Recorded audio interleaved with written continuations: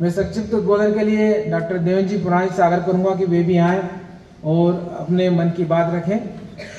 आदरणीय डॉक्टर देवेंद्र जी पुराणिक।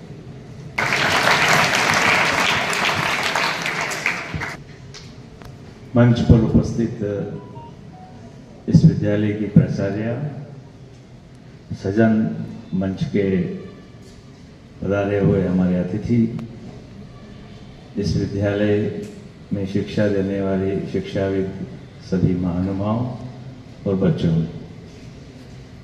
इस स्कूल में मुझे काफ़ी लंबे समय बाद आने का मौका मिला।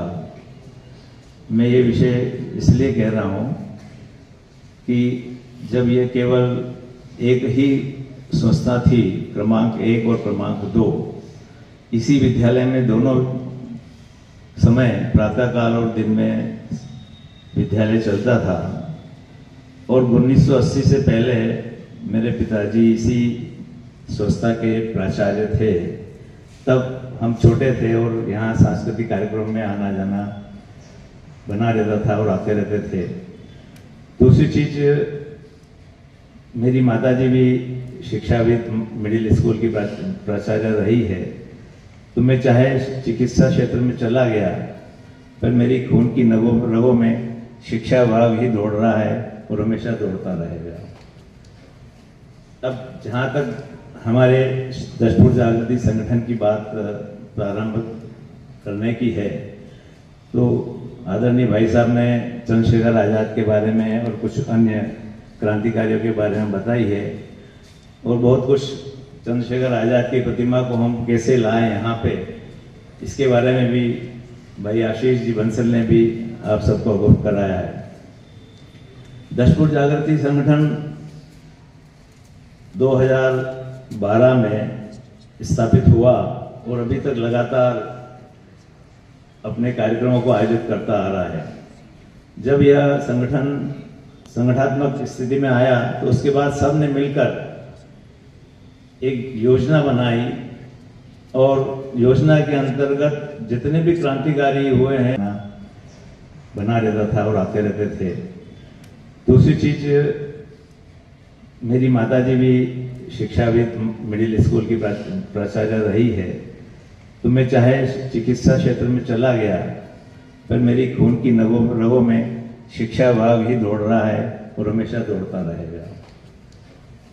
अब जहाँ तक हमारे दशपुर जागृति संगठन की बात प्रारंभ करने की है, तो आदरणीय भाई साहब ने चंद्रशेखर आजाद के बारे में और कुछ अन्य क्रांतिकारियों के बारे में बताई है, और बहुत कुछ चंद्रशेखर आजाद की प्रतिमा को हम कैसे लाएं यहाँ पे, इसके बारे में भी भाई आशीष जी बंसल ने भी आप सबको अवगत कराया है। दशपुर जागृति संगठन 2012 में स्थापित हुआ और अभी तक लगातार अपने कार्यक्रमों को आयोजित करता आ रहा है। जब यह संगठन संगठनात्मक स्थिति में आया, तो उसके बाद सब ने मिलकर एक योजना बनाई और योजना के अंतर्गत जितने भी क्रांतिकारी हुए हैं, उन क्रांतिकारियों की प्रतिमाएं मंदसौर शहर में लगे, और वो भी इसलिए लगे कि आज की जो पीढ़ी है, वो पीढ़ी, जैसा कि हमारे भाई साहब ने बताया कि वो नहीं जानती है। पूछा भी इनने कि 5 बच्चों से कि कौन क्रांतिकारी हैं, उनके नाम बताओ, तो नहीं बता पाए। पर निश्चित ही है, जब प्रतिमाएं लगेगी शहर में, जहाँ भी शहर में, पूरे मध्य प्रदेश में कहेंगे हम, तो आप भी इस तरफ इस विषय में आगे बढ़ें और प्रतिमाएं लगाएंगे, तो जो बच्चे उस प्रतिमा को देखकर अवलोकन करके जब पूछेंगे कि ये प्रतिमा किसकी है, तो निश्चित है उस प्रतिमा से उनको जागरूकता आएगी, समझ में आएगा कि इन प्रतिमाओं को इसलिए लगाया गया है कि इनने हमारी आज़ादी में अपना योगदान दिया और फांसी पर भी चढ़ गए। हमको भी उनके ही अनुरूप, अभी हम स्वतंत्र हैं इसलिए ऐसी कोई बात नहीं, पर कम से कम हमारे दिलों में देशभक्ति आए, ये अवश्य हम सबको सोचना चाहिए। और आप लोग, बच्चे लोग, बालक लोग, आप में अगर देशभक्ति आ जाएगी, तो निश्चित ही है देश बहुत आगे बढ़ेगा और आने वाले समय में हम कभी गुलाम नहीं होंगे, हमें कभी आज़ादी के लिए लड़ना नहीं पड़ेगा। तो हम चाहते हैं कि उन लोगों के जो उनने आदर्श दिए हैं, भगत सिंह हैं, चंद्रशेखर आज़ाद है, सुभाष चंद्र बोस हैं, राजगुरु हैं, मंगल पांडे हैं, इन सब के जो आदर्श हैं उन आदर्शों को समझते हुए, पढ़ते हुए, देखते हुए हम आगे बढ़ें और देश के प्रति अपना समर्पित भाव करते हुए देशभक्ति को जागृत करें। जय हिंद, जय भारत।